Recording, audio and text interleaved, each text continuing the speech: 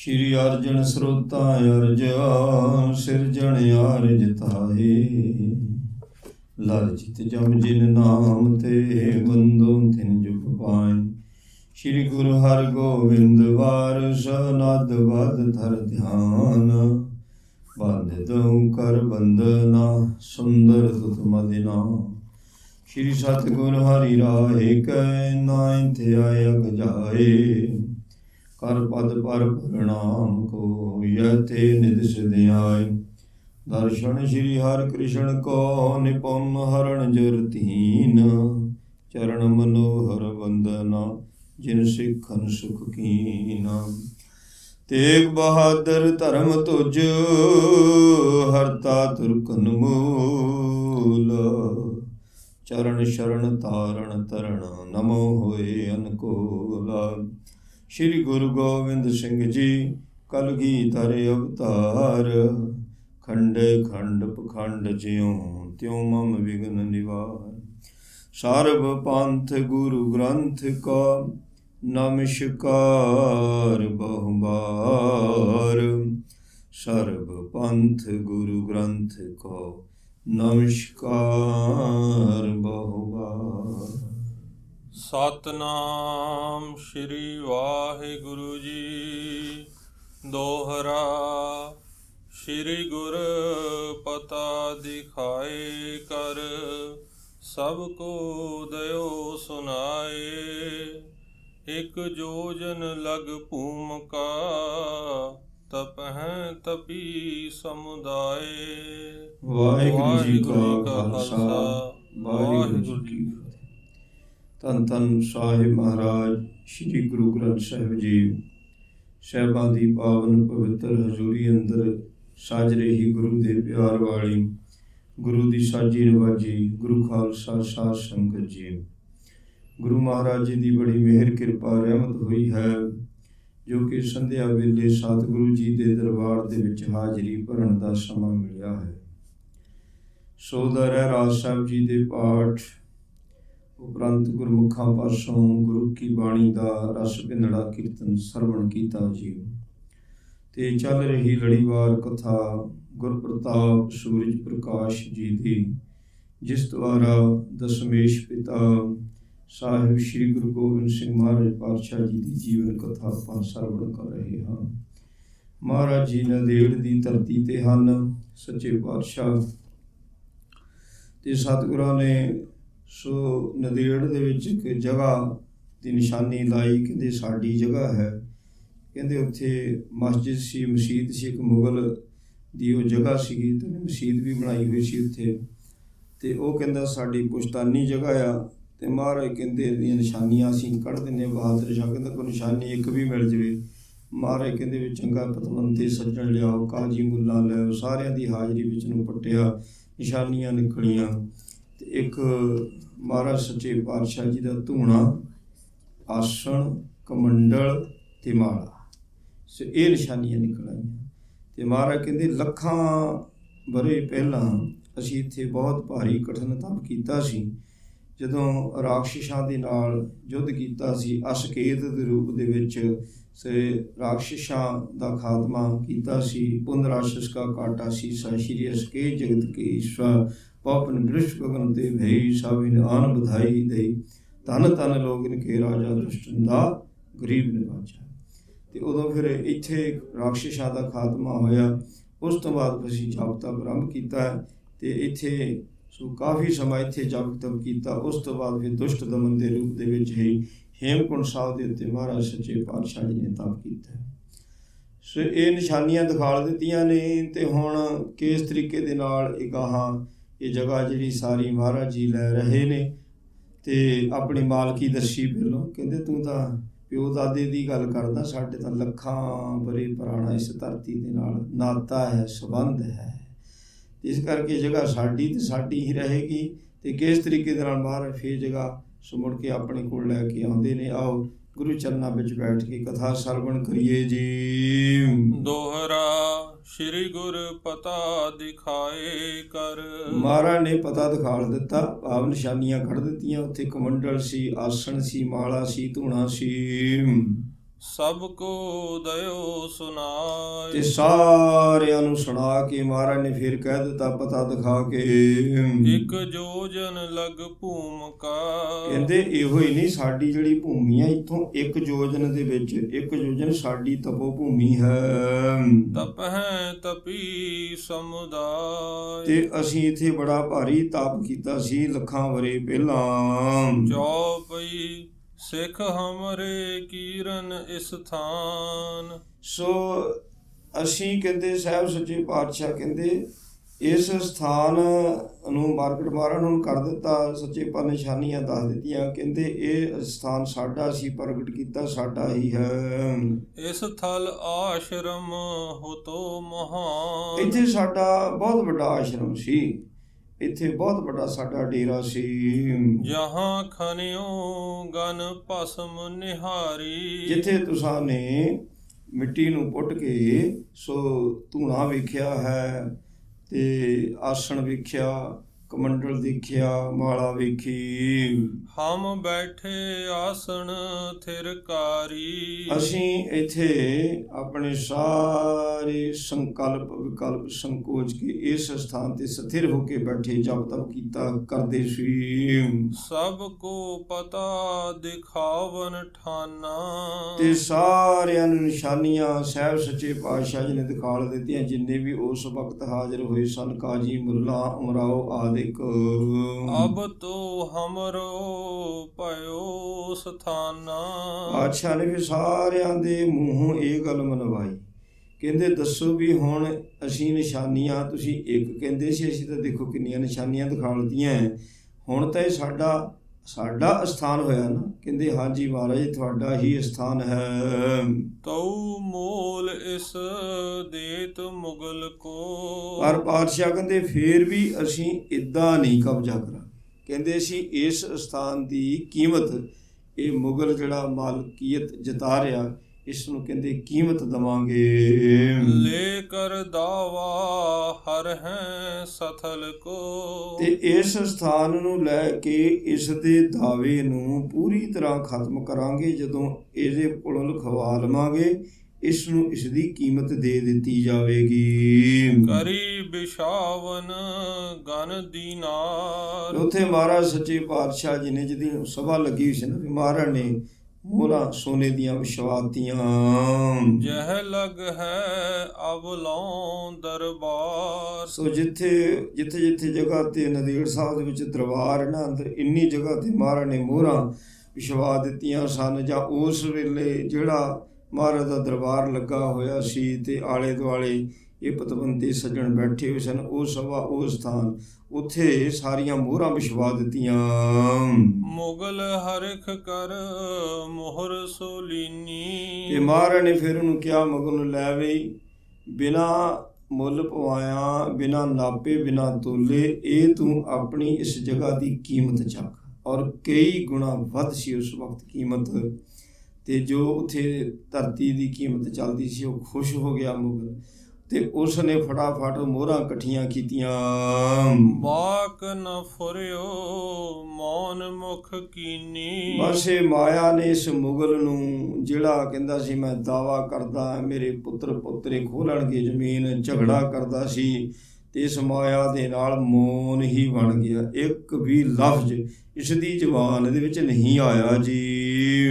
ਬੈਖਤ ਤਿਸ ਕਰ ਤੇ ਲਿਖਵਾਇਓ। ਫਿਰ ਉਹਦੇ ਕੋਲੋਂ ਇੱਕ ਪੇਪਰ ਲਿਖਾ ਲਿਆ ਵੀ ਬੈ ਖਰੀਦ ਲਈ, ਬੈਖਤ, ਵੀ ਉਹਦੇ ਕੋਲੋਂ ਇਹ ਗੱਲ ਲਿਖਵਾ ਲਈ ਗਈ ਆ ਵੀ ਹੁਣ ਗੁਰੂ ਸਾਹਿਬ ਜੀ ਨੇ ਇਹ ਜਗ੍ਹਾ ਇਹਦੇ ਕੋਲੋਂ ਵੀ ਮੁੱਲ ਖਰੀਦ ਲਈ ਹੈ।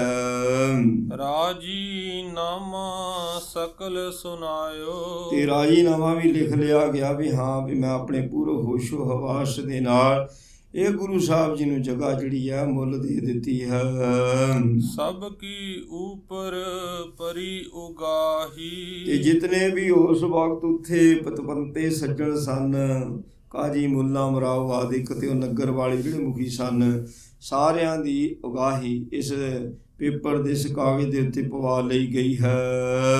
इसको बंस न बाद ਤੇ उठाही। ਇਹ ਵੀ ਲਿਖਾ ਲਿਆ ਗਿਆ ਵੀ ਉਹਨੇ ਲਿਖ ਦਿੱਤਾ ਵੀ ਇਸ ਜਗ੍ਹਾ ਦੇ ਉੱਤੇ ਮੇਰੀ ਬੰਸ਼ ਮੇਰੇ ਪੁੱਤ ਪੋਤੇ ਬਿਲਕੁਲ ਮਲਕੀਅਤ ਨਹੀਂ ਜਤਾਉਣਗੇ। जथा जोग कर सब चल ਤੇ गए। ਇਹ ਸਾਰਾ ਕੁਝ ਉਸ ਵੇਲਾ ਜੋ ਜਿਵੇਂ ਠੀਕ ਹੋਣਾ ਸੀ ਨਾ ਉਸੇ ਤਰ੍ਹਾਂ ਜਦੋਂ ਹੋ ਗਿਆ ਤੇ ਇਹ ਗੱਲ ਪ੍ਰਗਟ ਹੋ ਗਈ ਗੁਰੂ ਸਾਹਿਬ ਜੀ ਦੀ ਜਗ੍ਹਾ।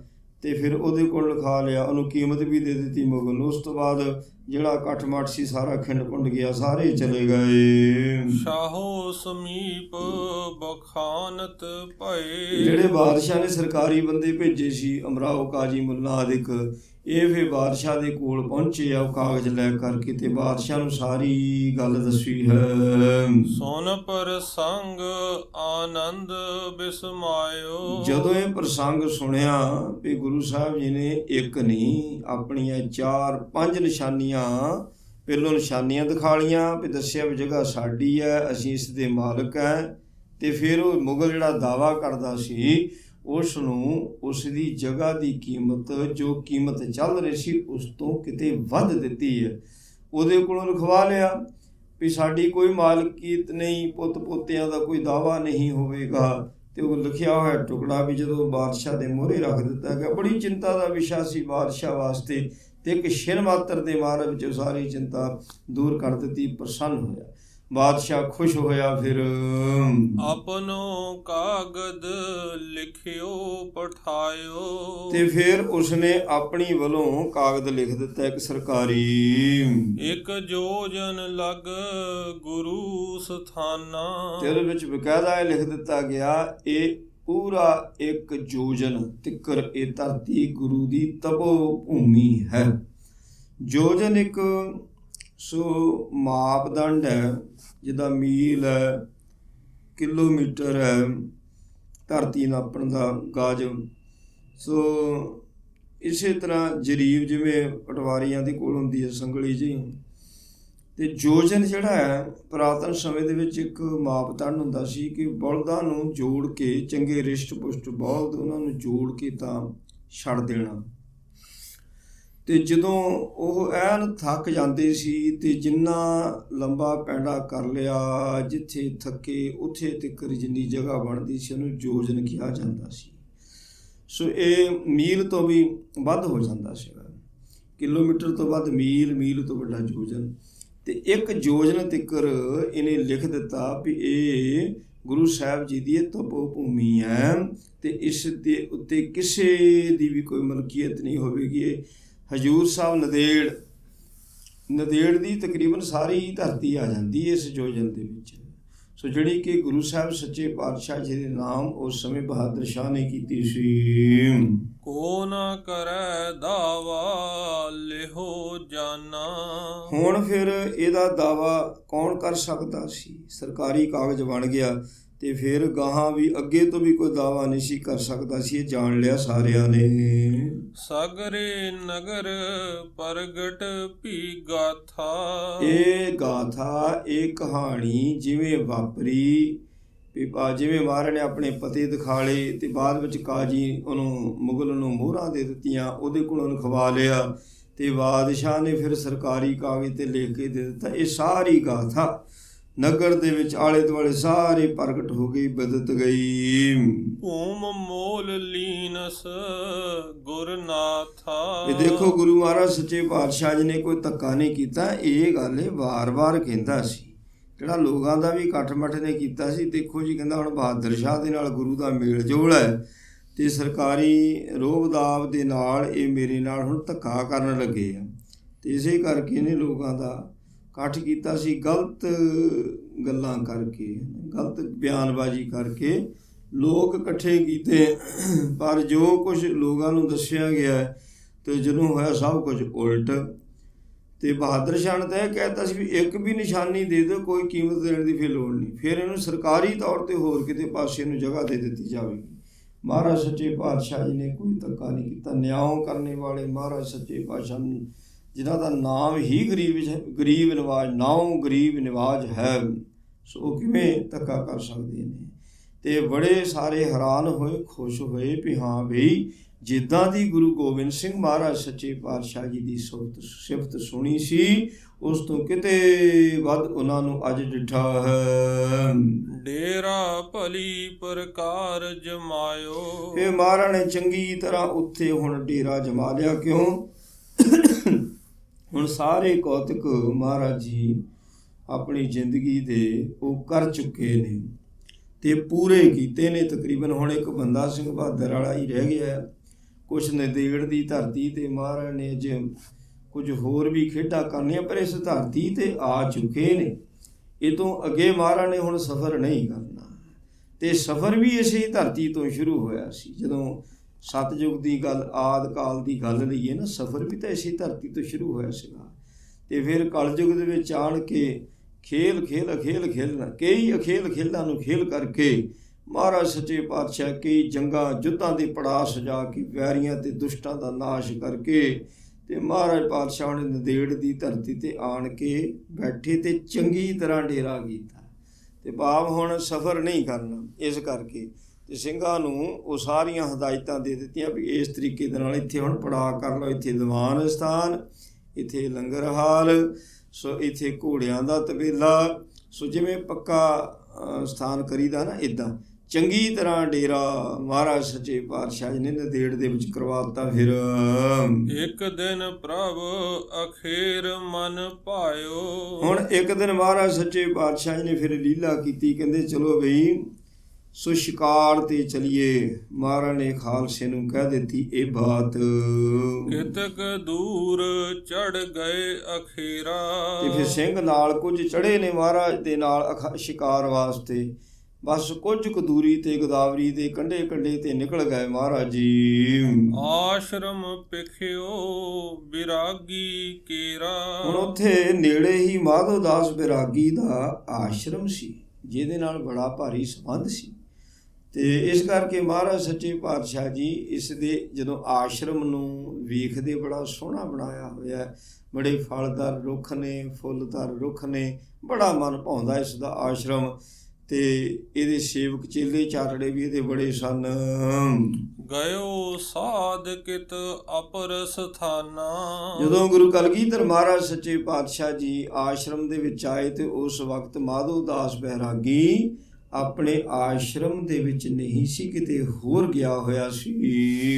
ਹੇਰ ਸ਼ਾਂਗ ਤਿਸ ਪੁਸ਼ਟ ਮਹਾਨਾ। ਤੇ ਉੱਥੇ ਉਹਦੇ ਆਸ਼ਰਮ ਦੇ ਵਿੱਚ ਬੱਕਰੇ ਘੁੰਮਦੇ ਪਏ ਸੀ। ਮਹਾਰਾਜ ਸੱਚੇ ਪਾਤਸ਼ਾਹ ਜੀ ਨੇ ਉਹਨਾਂ ਨੂੰ ਵੇਖਿਆ। ਕਰ ਝਟਕਾ ਰਿੰਦਵਾਏ ਸੁਖਾਇਆ। ਮਹਾਰਾਜ ਸੱਚੇ ਪਾਤਸ਼ਾਹ ਜੀ ਨੇ ਸਿੰਘਾਂ ਨੂੰ ਕਿਹਾ ਵੀ ਕੁਝ ਬੱਕਰੇ ਫੜ ਕੇ ਇਹਨਾਂ ਨੂੰ ਝਟਕਾ ਦਿਓ।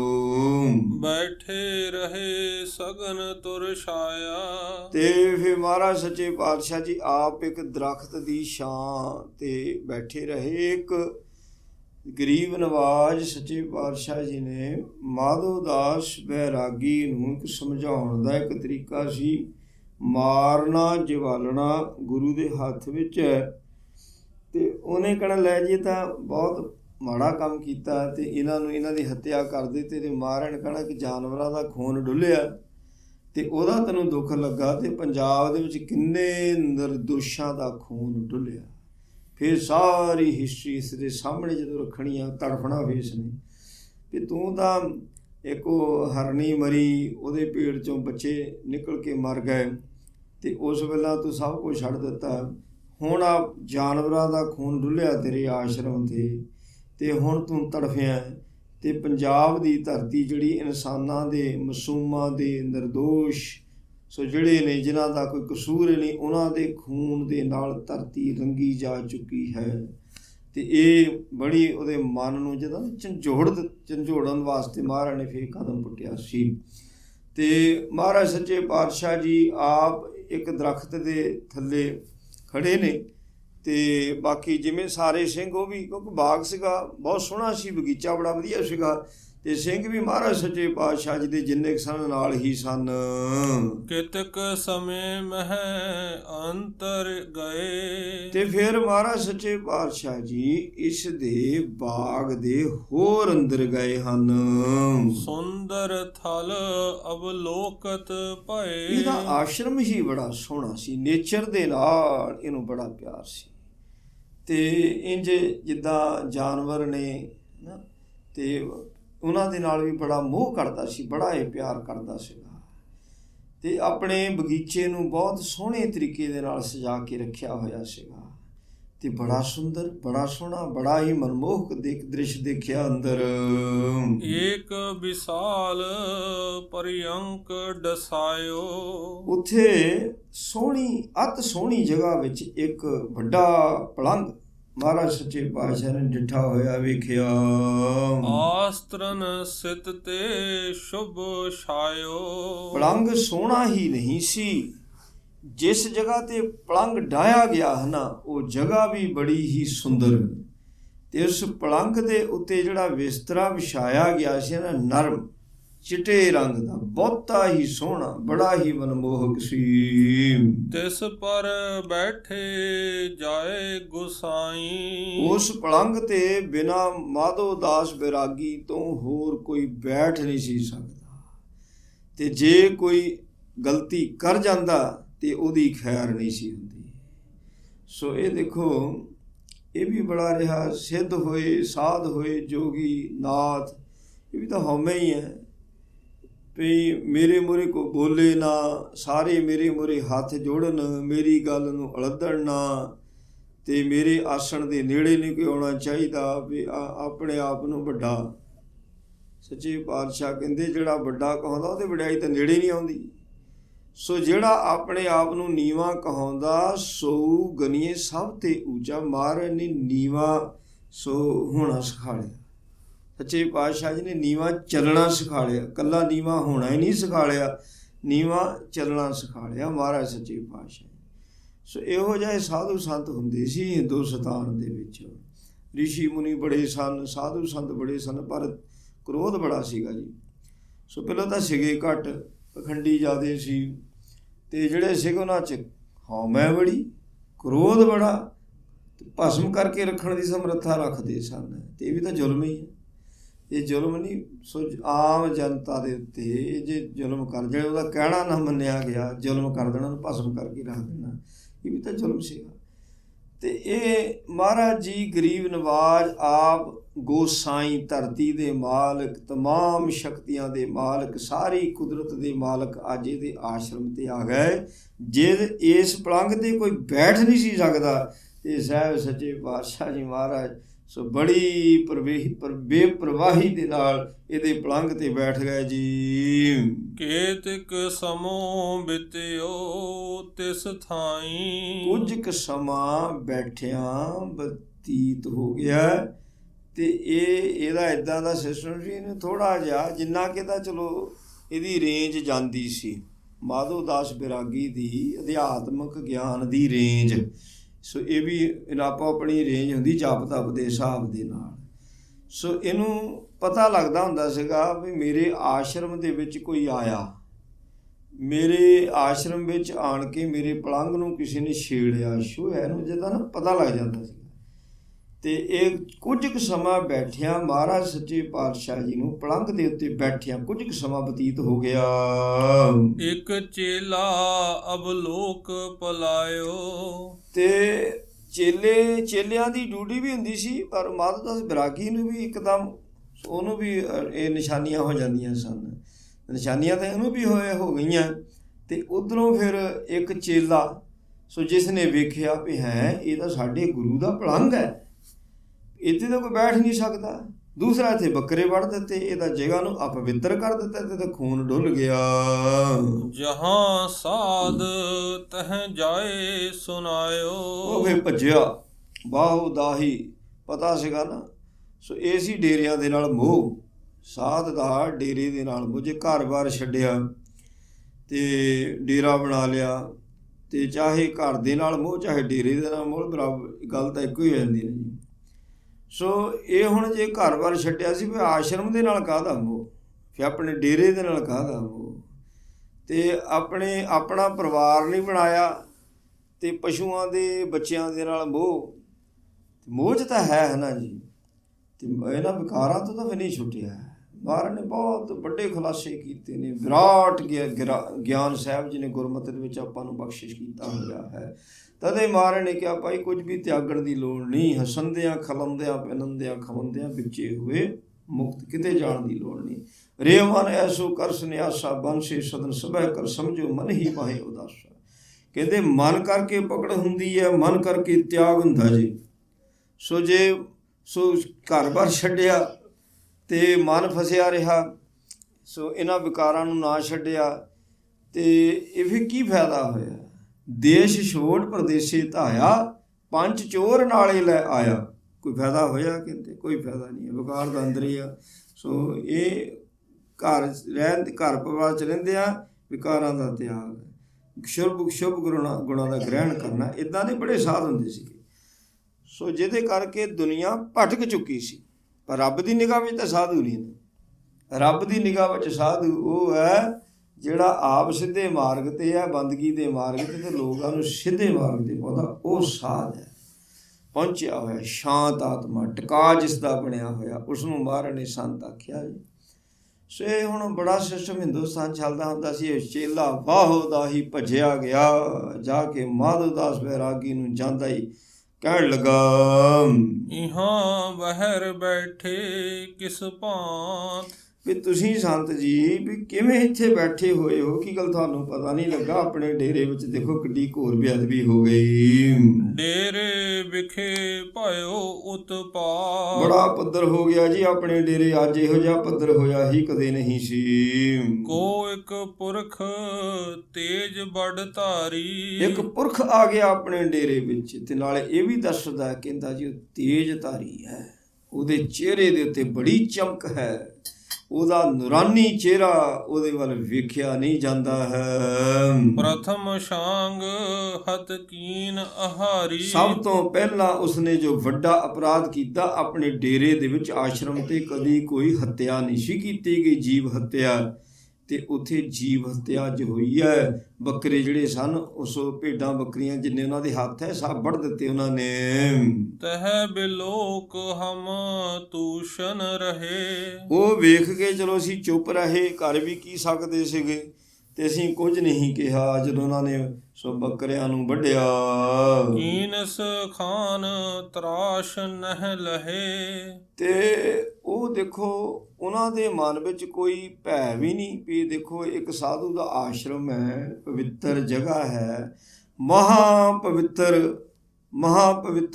ਪਵਿੱਤਰ ਕਰਨੇ ਵਾਲਾ ਅੱਜ ਉੱਥੇ ਪਹੁੰਚਿਆ ਹੋਇਆ ਹੈ, ਤੇ ਉਹ ਜਗ੍ਹਾ ਨੂੰ ਪਵਿੱਤਰ ਕੀ ਜਾਂਦੇ, ਕਹਿੰਦੇ ਜਗ੍ਹਾ ਸੋ ਜਿਸ ਦੇ ਪੈਰ ਰੱਖਣ ਦੇ ਨਾਲ ਹੀ ਕਰੋੜਾਂ ਤੀਰਥ ਪਵਿੱਤਰ ਹੋ ਜਾਂਦੇ ਹੈ, ਹਾਂਜੀ, ਤੇ ਉਹਨੂੰ ਛੱਡ ਕੇ ਜਗ੍ਹਾ ਨੂੰ ਪਵਿੱਤਰ ਕੀ ਜਾਂਦੇ ਪਏ ਆ। ਦੇਖੋ ਕਿੱਡੀ ਵੱਡੀ ਪਵਿੱਤਰ ਜਗ੍ਹਾ ਦਾ ਵੀ ਇਹਨਾਂ ਨੇ ਭੈ ਨਹੀਂ ਕੀਤਾ। ਪੁਨ ਸਥਾਨ ਅੰਤਰ ਗਮਨਾਇਓ। ਫਿਰ ਜ਼ਿਆਦਾ ਦੁੱਖ ਤਾਂ ਉਦੋਂ ਲੱਗਾ ਜਦੋਂ ਉਹ ਅੰਦਰਲਾ ਸਥਾਨ ਜਿੱਥੇ ਆਪ ਜੀ ਦਾ ਵਾਸਾ, ਉੱਥੇ ਇਹ ਆ ਗਏ। ਹਮ ਲੈ ਕਰ ਤੁਮ ਨਾਮ ਹਟਾਇਓ। ਅਸੀਂ ਉਹਨਾਂ ਨੂੰ ਤੁਹਾਡਾ ਨਾਂ ਲੈ ਕੇ ਅੰਦਰ ਜਾਣ ਤੋਂ ਰੋਕਿਆ, ਵਰਜਿਆ। ਵਰਜਿਓ ਰਹਿਓ ਨਾ ਪਹੁੰਚਿਓ ਤਹਾਂ। ਉਹ ਸਾਡੇ ਵਰਜੇ ਹਟੇ ਨਹੀਂ, ਰਹਿਓ ਨਾ, ਪਰ ਉਹ ਜਗ੍ਹਾ 'ਤੇ ਪਹੁੰਚ ਗਏ ਜਿੱਥੇ ਨਹੀਂ ਕੋਈ ਜਾਂਦਾ ਸੀ ਸਹਿਜੇ ਕਿਤੇ। ਅਸੀਂ ਵੀ ਚਾਹੁੰਦੇ ਸੀ ਵੀ ਸਾਡੇ ਗੁਰੂ ਦੇ ਸਥਾਨ ਦੀ ਕਿਤੇ ਇਹ ਬੇਅਦਬੀ ਨਾ ਇਹ ਕਰ ਦੇਣ। ਬਿਸਦ ਸੇਜ ਰਾਵਰ ਕੀ ਜਹਾਂ। ਸੋ ਮਹਾਰਾਜ ਜੀ ਜਿਹੜਾ ਤੁਹਾਡਾ ਆਸਣ, ਤੁਹਾਡਾ ਪਲੰਗ, ਸੋ ਉਹਦੇ ਤੇ ਉਹਦੀ ਵੀ ਬੇਅਦਬੀ ਕਰ ਦਿੱਤੀ ਉਹਨਾਂ ਨੇ। ਮਾਨੀ ਸ਼ੰਕ ਨਾ ਮਨ ਮਹਿ ਕੈਸੇ। ਦੇਖੋ ਮਨ ਵਿੱਚ ਮਾਸਾ ਵੀ ਭੈ ਨਹੀਂ ਕੀਤਾ, ਕੋਈ ਵੀ ਡਰੇ ਨਹੀਂ ਮਨ ਵਿੱਚ ਉਹਦੀ ਬੇਅਦਬੀ ਕਰਨ ਲੱਗਿਆ। ਜਿਸ ਪਰਯੰਕ ਕੇ ਉਪਰ ਬੈਸੇ। ਉਹ ਪਲੰਗ ਦੇ ਉੱਪਰ ਬਹਿ ਗਏ ਤੇ ਗੁਰੂ ਨੂੰ ਤਾਂ ਬੇਨਤੀਆਂ ਕਰੀਦੀਆਂ, ਮਹਾਰਾਜ ਸੱਚੇ ਪਾਤਸ਼ਾਹ ਕਿਰਪਾ ਕਰੋ, ਸਾਡੇ ਘਰ ਚਰਨ ਪਾਓ, ਮੇਰੇ ਹਿਰਦੇ ਦੇ ਵਿੱਚ ਵਸੋ। ਫਿਰ ਜਿੱਥੇ ਗੁਰੂ ਨੇ ਬੈਠ ਜਾਣਾ, ਜਿੱਥੇ ਜਾਏ ਵੇ ਮੇਰਾ ਸਤਿਗੁਰੂ ਸੋ ਥਾਨ ਸੁਹਾਵਾ ਰਾਮ ਰਾਜੇ। ਅੱਜ ਇਸ ਦੇ ਆਸ਼ਰਮ ਨੂੰ ਭਾਗ ਲੱਗ ਗਏ। ਸੋ ਅੱਜ ਗੁਰੂ ਸਾਹਿਬ ਸੱਚੇ ਪਾਤਸ਼ਾਹ ਜੀ ਦੇ ਚਰਨ ਪੈ ਗਿਆ। ਅੱਜ ਦਾ ਜਪ ਤਪ ਸਾਰਾ ਸਫਲ ਹੋ ਗਿਆ। ਤੇ ਹੁਣ ਨਹੀਂ ਪਤਾ, ਜਿਹਦੇ ਕਰਕੇ ਚੇਲਾ ਇਹੋ ਜਿਹੀਆਂ ਗੱਲਾਂ ਆਪਣੇ ਗੁਰੂ ਮਾਧੋ ਦਾਸ ਵਿਰਾਗੀ ਨੂੰ ਕਹਿ ਰਿਹਾ ਹੈ। ਮਾਧੋ ਦਾਸ ਸੁਨਤ ਰਿਸ ਠਾਨੀ, ਮਾਧੋ ਦਾਸ ਵੀ ਇੱਕਦਮ ਗੁੱਸੇ ਦੇ ਵਿੱਚ ਆ ਗਿਆ। ਕੋ ਐਸੋ ਜਗ ਪੁਰਖ ਗੁਮਾਨੀ, ਉਹ ਕਿਹੜਾ ਐਸਾ ਸੰਸਾਰ ਦੇ ਵਿੱਚ ਹੰਕਾਰੀ ਪੁਰਸ਼ ਹੈ ਜਿਸ ਨੇ ਮੇਰਾ ਭੈ ਹੀ ਨਹੀਂ ਮੰਨਿਆ। ਇਕ ਤੋ ਨਹੀਂ ਸਾਧ ਲੱਖ ਟਰਿਓ, ਇੱਕ ਤਾਂ ਮੈਨੂੰ ਸਾਧੂ ਜਾਣ ਕੇ ਨਹੀਂ ਉਹ ਟਲਿਆ, ਉਹਨੇ ਭੈ ਨਹੀਂ ਕੀਤਾ। ਦੇਖੋ ਇਹ ਵੀ ਇੱਕ ਭੈ ਵਾਲੀ ਗੱਲ ਹੁੰਦੀ, ਸਾਧ ਆ ਮੈਂ, ਮੇਰੇ ਤੋਂ ਡਰਿਆ ਕਰ, ਕਮਾਲ ਹੋ ਗਈ। ਤੇ ਇੱਦਾਂ ਦੇ ਵੀ ਸਾਧ ਹੁੰਦੇ ਸੀ ਵੀ ਲੋਕਾਂ ਨੂੰ ਡਰਾਉਣਾ ਸਾਧ। ਤੇ ਇਹ ਇੱਦਾਂ ਦਾ ਸਿਸਟਮ ਨਾ ਆਮ ਹੁੰਦਾ ਸੀ ਤੇ ਅੱਜ ਵੀ ਹੈ ਵੀ ਅੱਜ ਵੀ ਬਹੁਤੇ ਐਸੇ ਸਾਧ ਨੇ, ਪਰ ਉਹਨਾਂ 'ਚ ਦੇਖੋ ਉਹਨਾਂ ਦਾ ਜਪ ਤਪ ਵੀ ਕੋਈ ਨਹੀਂ। ਚਲੋ ਇਹਨਾਂ ਕੋਲ ਤਾਂ ਰਿੱਧੀਆਂ ਸਿੱਧੀ ਵੀ ਹੁੰਦੀਆਂ ਸੀਗੀਆਂ। ਉਹ ਸਰਕਾਰ ਦੇ ਨਾਲ ਗੰਢ ਧੁੱਪ ਜੀ ਕਰਕੇ ਨਾ ਤੇ ਲੋਕਾਂ 'ਚ ਭੈ ਪਾਉਣਾ ਤੇ ਬੜਾ ਕੁਛ ਜ਼ੁਲਮ ਕਰ ਜਾਂਦੇ ਨੇ, ਬੜਾ ਕੁਛ ਕਰ ਜਾਂਦੇ ਨੇ ਜਿਹੜੇ ਅੱਜ ਕੱਲ੍ਹ ਦੇ ਸਾਧ ਨੇ। ਤੇ ਉਹਨੂੰ ਆਪਣੀਆਂ ਰਿੱਧੀਆਂ ਸਿੱਧੀਆਂ ਦੇ ਸੀ ਮਾਧੋ ਦਾਸ ਨੂੰ। ਸੋ ਪੂਰਾ ਬਲ ਸੀ, ਕੌਨਫੀਡੈਂਸ ਸੀਗਾ, ਆਲੇ ਦੁਆਲੇ 'ਚ ਬੜਾ ਭਾਰੀ ਮਾਣ ਸੀਗਾ। ਸੋ ਜਿਸ ਕਰਕੇ ਕਹਿੰਦਾ ਹੈ ਮੈਂ ਸਾਧੂ, ਇਹਨੂੰ ਪਤਾ ਨਹੀਂ ਇਲਾਕੇ ਵਿੱਚੋਂ ਲੱਗਾ ਤੇ ਮੈਨੂੰ ਸਾਧੂ ਜਾਣ ਕੇ ਇੱਕ ਤਾਂ ਉਹ ਨਹੀਂ ਡਰਿਆ। ਦੋਤੀਏ ਮੈਂ ਅਜਮਤ ਕਰ ਭਰਿਓ, ਮੈਂ ਅਜਮਤਾਂ ਦੇ ਨਾਲ ਭਰਿਆ ਹੋਇਆ ਹਾਂ। ਇਹਨੂੰ ਇਹ ਨਹੀਂ ਪਤਾ ਤੂੰ ਛੱਪੜ ਦੀ ਨਹੀਂ ਆਈ ਹੈ, ਗੁਰੂ ਸਮੁੰਦਰ ਦੀ ਨਹੀਂ ਆਈ ਹੈ। ਤ੍ਰਿਤੀਏ ਨਹੀਂ ਅਸ ਕੋਈ, ਸੋ ਫਿਰ ਐਸਾ ਇੱਥੇ ਮੇਰੇ ਮੁਕਾਬਲੇ ਤੇ ਹੈ ਹੀ ਕੋਈ ਨਹੀਂ ਹੈ। ਗ੍ਰਸਤੀ ਆਹੈ ਸ਼ਸਤਰ ਧਰ ਸੋਈ, ਇੱਕ ਗ੍ਰਸਤੀ ਦਾ ਤਾਂ ਸਾਡਾ ਕਾਹਦਾ ਮੇਲ, ਤੇ ਉਹ ਸ਼ਸਤਰ ਧਾਰੀ ਹੈ ਤੇ ਫਿਰ ਇੱਕ ਸਾਧੂ ਦੇ ਆਸਣ ਤੇ ਬਹਿ ਗਿਆ। ਗ੍ਰਸਤੀ ਕੀ ਤੇ ਸਾਧੂ ਦੇ ਆਸਣ ਦੀ ਬੇਅਦਬੀ ਕੀਤਾ, ਘੋਰ ਪਾਪ ਉਸਨੇ ਕਰ ਦਿੱਤਾ, ਵੱਖਰੇ ਵੱਢਣ ਨਾਲੋਂ ਵੀ ਵੱਡਾ ਪਾਪ ਹੋ ਗਿਆ। ਪਠਿਓ ਵੀਰ ਇੱਕ ਦੇਹੋ ਸਜਾਏ, ਇਸਨੇ ਫਿਰ ਇੱਕ ਵੀਰ ਭੇਜਿਆ, ਕਹਿੰਦੇ ਜਾ ਜਾ ਕੇ ਉਹਨੂੰ ਸਜ਼ਾ ਦੇ ਕੇ ਆ। ਸਹਿਜਾ ਤੇ ਮਾਰੋ ਉਲਟਾ, ਇਹਨੇ 4 ਵੀਰ ਵਸ ਕੀਤੇ ਸੀ, ਕੁੱਲ 52 ਵੀਰ ਕਹਿੰਦੇ ਮੰਨਦੇ ਆ, ਤੇ 4 ਵੀਰ ਇਹਨੇ ਵਸ ਕੀਤੇ ਹੋਏ ਸੀ। ਤੇ ਵੀਰ ਨੂੰ ਹੁਕਮ ਕੀਤਾ, ਕਹਿੰਦਾ ਜਾ ਕੇ ਉਹਦਾ ਪਲੰਘ ਪੁੱਠਾ ਕਰਕੇ ਛੱਡ ਦੇ। ਜਿਸ ਤੇ ਪ੍ਰਾਨ ਸਹਿਤ ਨਹਿ ਰਹੈ, ਉਹਦੇ ਪ੍ਰਾਣ ਨਹੀਂ ਬਚਣੇ ਚਾਹੀਦੇ। ਤੇ ਦੇਖੋ ਆ ਸਾਧੂਆਂ ਦੇ ਲੱਛਣ ਵੀ ਇੱਦਾਂ ਸੋਚਣਾ ਹੈ, ਕੋਈ ਗੱਲ ਹੈ ਕੋਈ। ਤੇ ਜੀ ਦਾਨ ਭਲਾ ਕਰਨਾ ਸਾਧੂ ਦੇ ਗੁਣ ਹੁੰਦੇ ਨੇ। ਤੇ ਸਾਧ ਕਹਿ ਰਿਹਾ, ਕਹਿੰਦਾ ਉਹਦੇ ਪ੍ਰਾਣ ਨਹੀਂ ਬਚਣੇ ਚਾਹੀਦੇ, ਨੂੰ ਖਤਮ ਕਰ ਦੇ ਕਿਉਂਕਿ ਮੇਰੇ ਆਸਣ ਦੀ ਬੇਅਦਬੀ ਕੀਤੀ ਹੈ। ਆਗੇ ਪਿਖ ਸਗਰੇ ਡਰ ਲਹੈ, ਤਦ ਕਰਕੇ ਅੱਗੋਂ ਤੋਂ ਸਾਰੇ ਫਿਰ ਡਰਨਗੇ, ਕੋਈ ਮੇਰੇ ਆਸਣ ਆਸ਼ਰਮ ਦੀ ਬੇਅਦਬੀ ਨਹੀਂ ਕਰੇਗਾ। ਸਾਧ ਅਵਗਿਆ ਕਰੈ ਨਾ ਕੋਈ, ਕੋਈ ਵੀ ਫਿਰ ਕਿਸੇ ਵੀ ਸਾਧੂ ਦੀ ਕੋਈ ਬੇਅਦਬੀ ਅਵਗਿਆ ਨਹੀਂ ਕਰੇਗਾ। ਜਿਸ ਕੀਨੀ ਸਹਿ ਸੰਕਟ ਸੋਈ, ਜਿਹੜਾ ਵੀ ਕਰੇਗਾ ਫਿਰ ਉਹ ਸੰਕਟ ਸਹੇਗਾ, ਸੰਕਟ ਵਿੱਚ ਪਵੇਗਾ। ਸੁਨਤ ਵੀਰ ਤੂਰਨ ਹੀ ਧਾਇਓ, ਉਹ ਵੀਰਨ ਫਿਰ ਉਸੇ ਵਕਤ ਉੱਥੇ ਪਹੁੰਚਾ।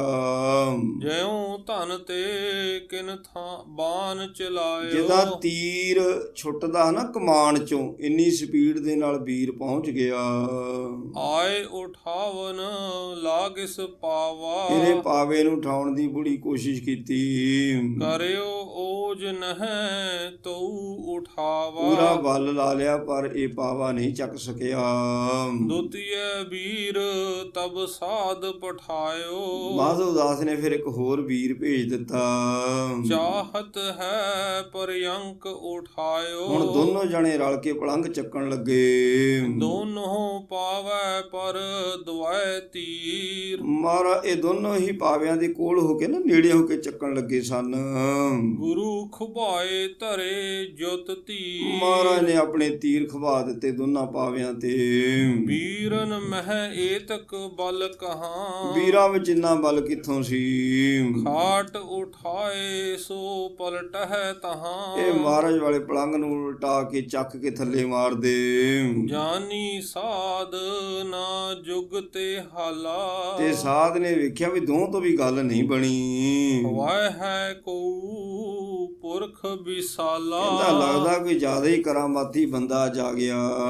ਤ੍ਰਿਤੀਏ ਪਠਿਓ ਪੁਨ ਚਾਰਹੁ ਆਏ। ਇਹਨੇ ਫਿਰ ਤੀਜਾ ਵੀ ਭੇਜਤਾ, ਤੀਜੇ ਤੋਂ ਵੀ ਗੱਲ ਨਹੀਂ ਆਉਣੀ, ਚੌਥਾ ਵੀ ਭੇਜ ਦਿੱਤਾ। 4 ਵੀਰ ਸੀ ਨਾ ਤੇ ਬਸ ਕਿਤੇ 4 ਦੇ 4 ਬੀਜ ਭੇਜ ਦਿੱਤੇ।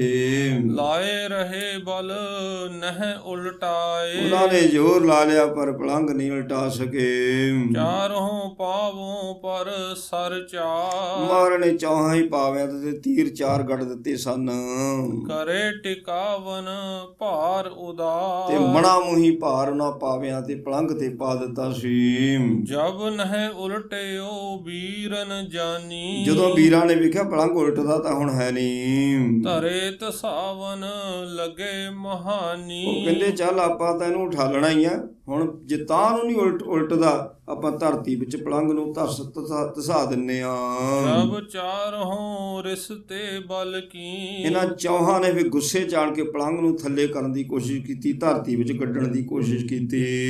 ਹਲੀ ਖਾਟ ਚਾਲੀ ਤਰ ਚੀਨ। ਕਹਿੰਦੇ ਉਸ ਵੇਲੇ ਪਲੰਗ ਹਿੱਲ ਗਿਆ ਜਦੋਂ, ਕਿਉਂਕਿ ਕਹਿੰਦਾ ਮਹਾਰਾਜ ਨੇ ਭਾਰ ਪੂਰਾ ਪਾਇਆ ਹੋਇਆ ਸੀਗਾ, ਇੱਕ ਵੀਰਾਂ ਨੇ ਲਾਤਾ ਸੋ ਦੇ ਅਨੁਕੂਲ। ਉਹ ਉਸ ਵੇਲੇ ਪਲੰਗ ਥੋੜਾ ਜਦੋਂ ਹਿੱਲਿਆ ਮਹਾਰਾਜ ਨੇ ਵੇਖਿਆ। ਪਾਵੇ ਲੱਗੇ ਧਸਨ ਜਬ ਹੇਰੇ। ਜਦੋਂ ਪਾਵੇ ਥੋੜੇ ਥੋੜੇ ਜਿਹੇ ਤਸੇ ਗੁਰੂ ਜੀ ਨੇ ਦੇਖਿਆ। ਸ੍ਰੀ ਸਤਿਗੁਰ ਬੋਲੇ ਤਿਸ ਬੇਰੇ। ਮਹਾਰਾਜ ਪਾਵਿਆਂ ਦੀ ਲੱਕੜ ਨੂੰ ਸੰਬੋਧਨ ਕਰਕੇ ਬੋਲੇ, ਕਾਸ਼ਟ ਕਸ਼ ਹਮ ਸੋ ਨਹਿ ਬੈਰਾ। ਇਹ ਪਾਵਿਆਂ ਦੀ ਲੱਕੜ, ਪਲੰਗ ਦੀ ਲੱਕੜ ਵੀ ਸਾਡਾ ਤੇਰੇ ਨਾਲ ਕਾਹਦਾ ਵੈਰ ਹੈ। ਧਰਨੀ ਤਸਤ ਨਾ ਰਹਿਤ ਉਚੇਰਾ। ਅਸੀਂ ਤੇਰੇ ਤੇ ਬੈਠੇ ਆ, ਤੂੰ ਕਿਉਂ ਧਰਤੀ ਵਿੱਚ ਧਸਦੀ ਜਾ ਰਹੀ ਹੈ। ਹਾਥ ਪਾਏ ਕਰ ਖਾਟ ਟਿਕਾਈ। ਬਸ ਦੋਨਾਂ ਬਾਹੀਆਂ ਨੂੰ ਮਾਰਨ ਏਦਾਂ ਪਕੜ ਲਿਆ, ਪਲੰਗ ਨੂੰ ਉੱਥੇ ਟਿਕਾਤਾ। ਭਈ ਅਕਾਰਥ ਅੱਜ ਮਤ ਲਾਈ। ਵੀਰਾਂ ਦਾ ਇਹ ਵੀ ਯਤਨ ਫੇਲ ਹੋ ਗਿਆ, ਨਹੀਂ ਪਲੰਗ ਨੂੰ ਧਰਤੀ ਵਿੱਚ ਗੱਡ ਸਕੇ। ਆਪਣੇ ਤੇ ਬਹੁ ਬੜੇ ਵਿਚਾਰਾ। ਵੀਰਾਂ ਨੇ ਸਮਝਿਆ ਵੀ ਇਹ ਸਾਡੇ ਤੋਂ ਬਹੁਤ ਵੱਡੀ ਤਾਕਤ ਵਾਲਾ ਹੈ। ਮਾਧੋ ਦਾਸ ਖੋਏ ਅਹੰਕਾਰਾ। ਮਾਧੋ ਦਾਸ ਨੂੰ ਰੋੜ ਦੇ ਦਿੱਤੀ ਤੇ ਮਾਧੋ ਦਾਸ ਅਹੰਕਾਰ ਜਾਂਦਾ ਲੱਗਾ। ਹੁਣ ਇਹ ਮਹਾਰਾਜ ਦੇ ਚਰਨਾਂ ਚ ਆਉਂਦਾ ਤੇ ਫਿਰ ਜੋ ਆਪਸ ਵਿੱਚ ਵਾਰਤਾਲਾਪ ਹੁੰਦੀ ਹੈ ਕਿਵੇਂ, ਤੇ ਸੱਚੇ ਪਾਤਸ਼ਾਹ ਜੀ ਨੇ ਪੰਥ ਦਾ ਜਥੇਦਾਰ ਥਾਪਣਾ ਕੋਈ ਛੋਟੀ ਜਿਹੀ ਬਾਤ ਥੋੜੀ ਹੈ। ਤੇ ਕਿੰਨਾ ਵੀ ਇਹਦਾ ਜਪ ਤਪ ਹੋਵੇਗਾ, ਤੇ ਜਪ ਤਪ ਨੂੰ ਭਾਗ ਲਾਤੇ ਜੀ ਪੰਥ ਦਾ ਜਥੇਦਾਰ ਮਹਾਰਾਜ ਨੇ ਥਾਪ ਕਰਕੇ। ਸੋ ਕੱਲ੍ਹ ਦੀ ਕਥਾ 'ਚ ਸਰਵਣ ਕਰਾਂਗੇ। ਭੁੱਲਾਂ ਦੀ ਖਿਮਾ ਜੀ। ਆਓ ਆਨੰਦ